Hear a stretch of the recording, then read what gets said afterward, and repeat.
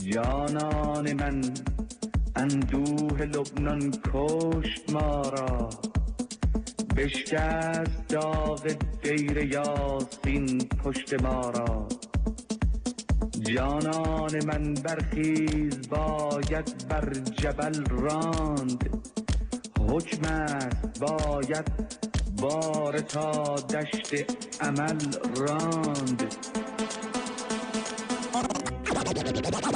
جانان من برخیز و بشنو بانگ چاووش،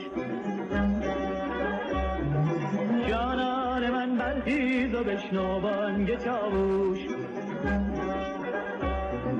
آنک امام ما علم بگرفته بر دوش،